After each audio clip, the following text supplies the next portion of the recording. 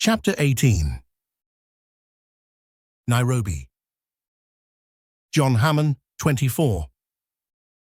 1919, Nairobi, British East Africa.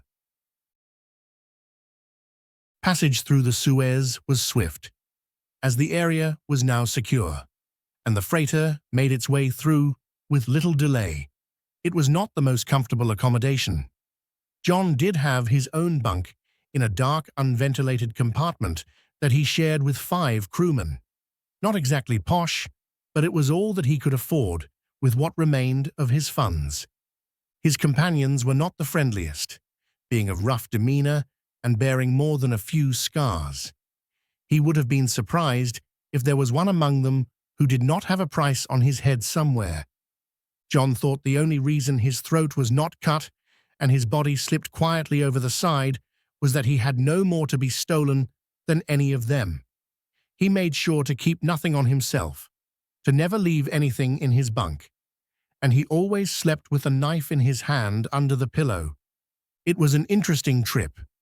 John spent as much time as possible on deck or in one of the break rooms that the crew was fed in, retiring only later in the evening after the temperature had dropped enough to make the compartment tolerable.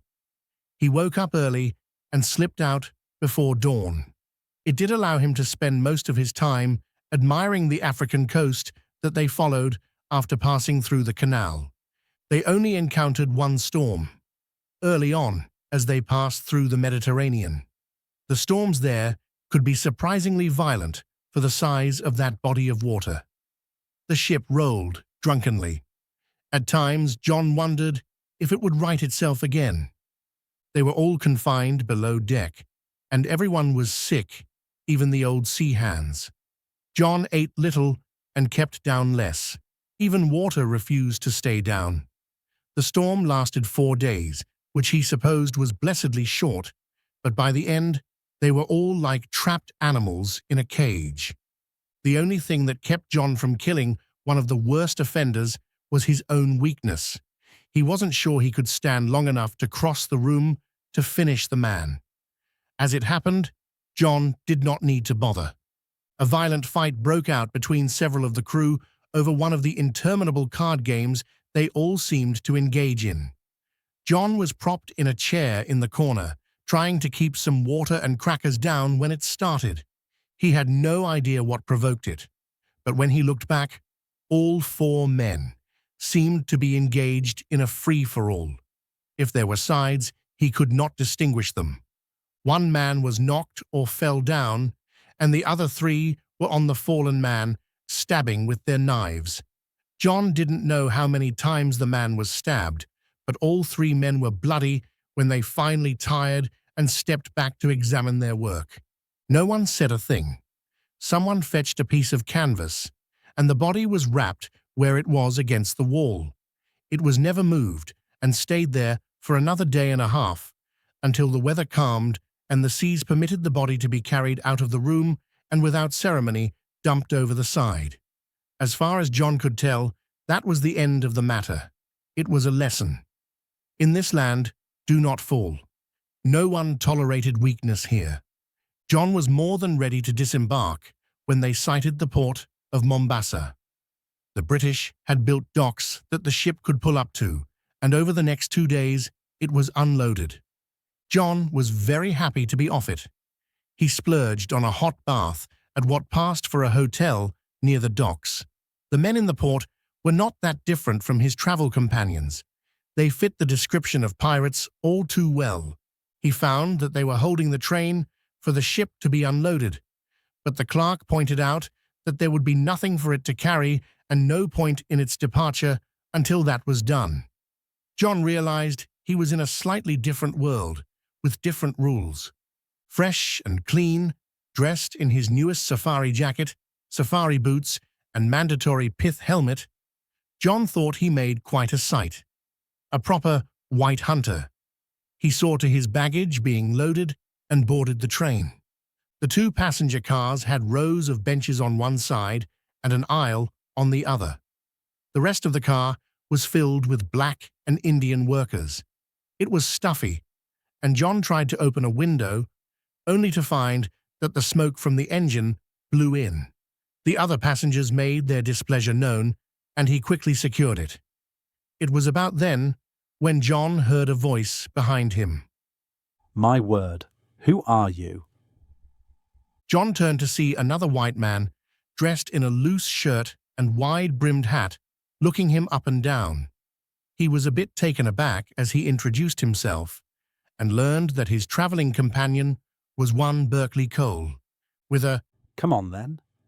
Cole led him forward through the door in the front of the coach.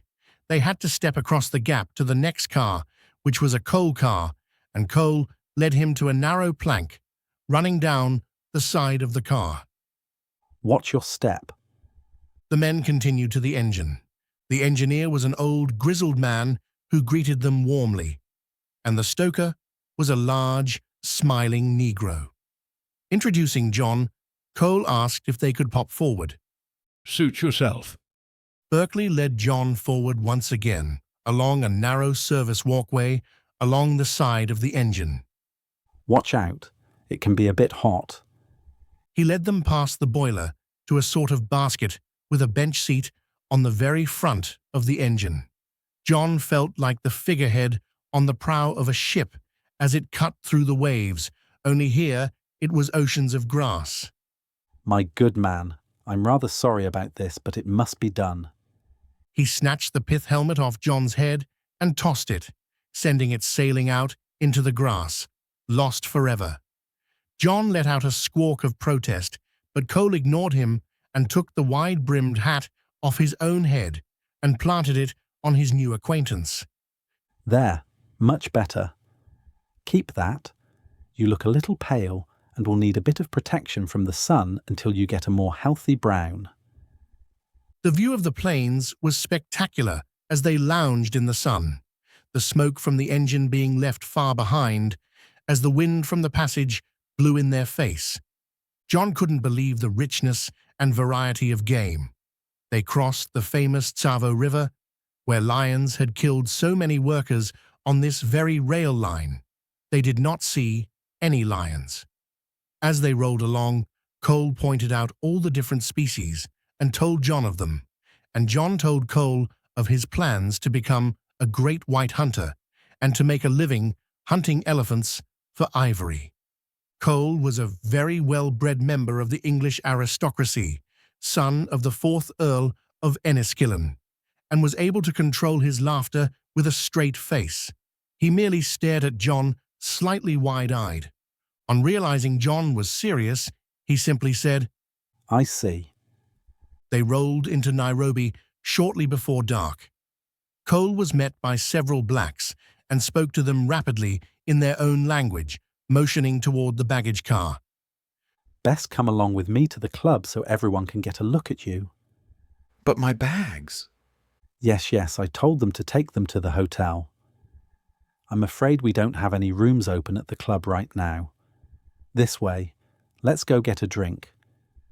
The club turned out to be a pink stucco building, the Muthaiga Country Club. Cole led John into the bar and proceeded to introduce him to everyone there. This was the heart of white society in Kenya. The dining room was rustic, and the meal was the best John had in weeks. Cole had become engaged in conversation with a tall, lanky man named Dennis. John wandered over to a broad lounge area to the great fireplace that warmed the chill from the night air. Engraved in the stone above the fire were the words, Nakupa Hati Missouri. I bring you good fortune. John heard from behind him. Turning, he found a distinguished older man. He lifted his cane and pointed at the inscription. It reads, I bring you good fortune. Hugh Cholmondeley.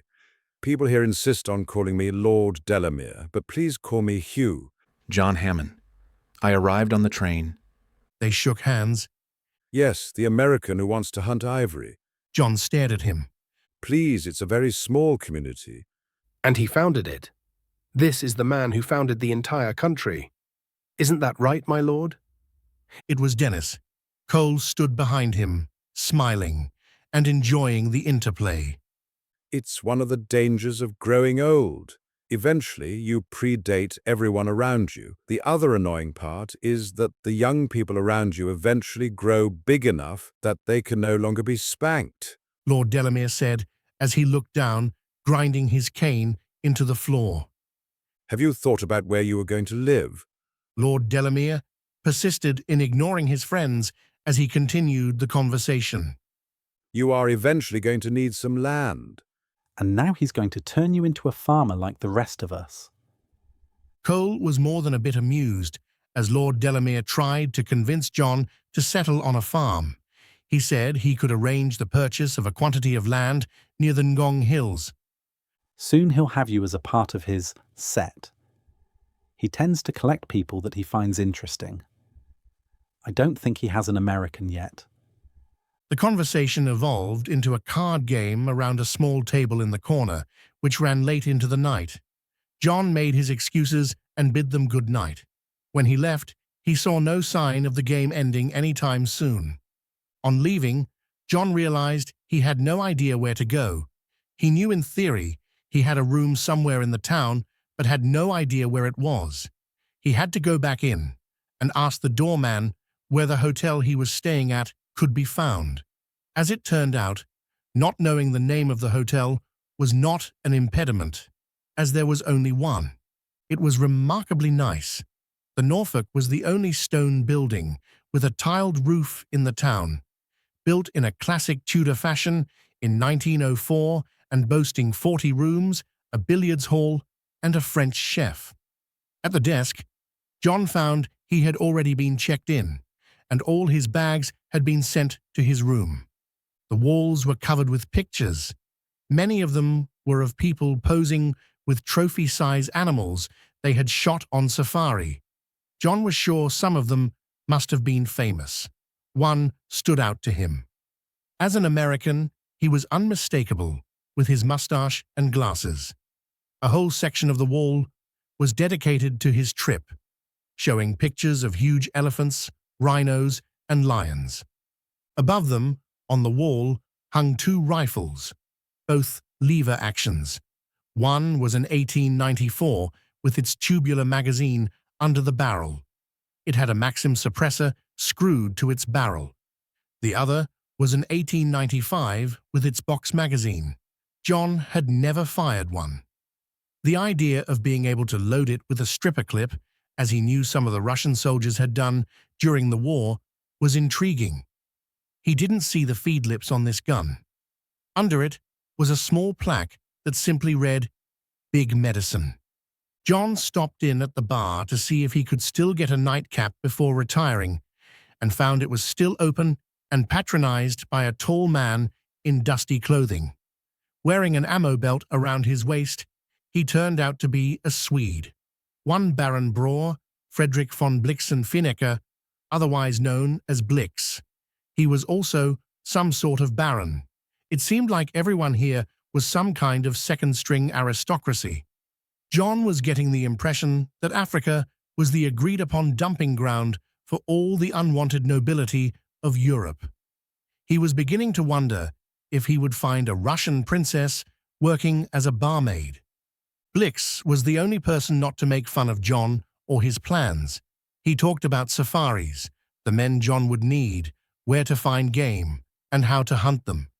He said John should try his luck in the Masai Mara, or the Great Rift Valley. The Mara was more open. You could see farther.